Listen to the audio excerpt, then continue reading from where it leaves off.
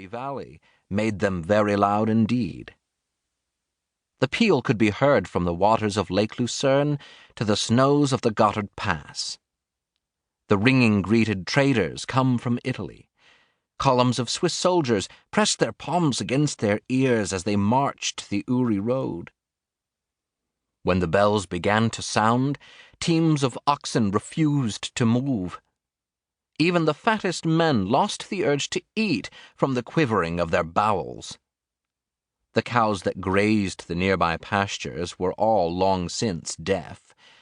Even the youngest herders had the dull ears of old men, though they hid in their huts morning, noon, and night when my mother rang her bells.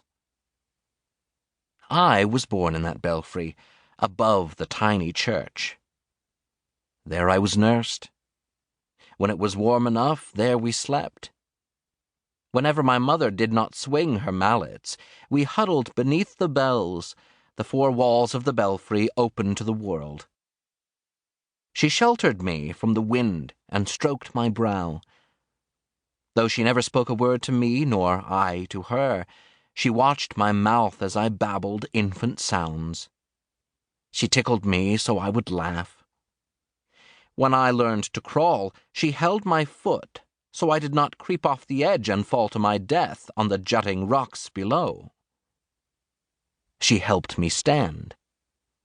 I held a finger in each fist, and she led me round and round past each edge 100 times a day.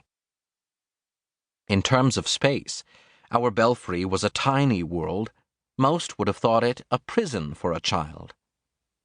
But in terms of sound, it was the most massive home on earth. For every sound ever made was trapped in the metal of those bells, and the instant my mother struck them, she released their beauty to the world. So many ears heard the thunderous pealing echo through the mountains. They hated it, or were inspired by its might, or were entranced until they stared blindly into space, or cried as the vibrations shook their sadness out, but they did not find it beautiful. They could not. The beauty of the pealing was reserved for my mother and for me alone. I wish that were the beginning, my mother and those bells, the Eve and Adam of my voice, my joys and my sorrows. But of course, that is not true. I have a father, my mother had one as well, and the bells too. They had a father. Theirs was Richard Kilchmar, who, one night in 1725, tottered on a table, so drunk he saw 2 moons instead of 1.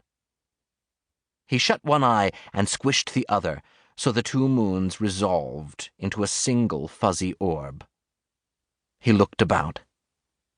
200 men filled Altdorf Square, in a town that was, and was proud to be, at the very center of the Swiss Confederation. These men were celebrating the harvest and the coronation of the new pope and the warm summer night. 200 men ankle-deep in piss-soaked mud. 200 men with mugs of acrid schnapps burned from Uri pears. 200 men as drunk as Richard Kilchmar. "Quiet!" he yelled into the night, which seemed as warm and clear to him as the thoughts within his head. "I will speak." "Speak!" they yelled. They were quiet. High above, the Alps shone in the moonlight like teeth in black, rotting gums. "Protestants are dogs!" he yelled, raised his mug, and nearly stumbled off the table. They cheered and cursed the dogs in Zurich, who were rich. They cursed the dogs in Bern, who had guns and an army that could climb the mountains and conquer Uri if they wished. They cursed the dogs in German lands farther north, who had never heard of Uri. They cursed the dogs for hating music, for defaming Mary, for wishing to rewrite the Holy Book. These curses, 200 years dull in the capitals of Europe, pierced Kilchmar's heart. They brought tears.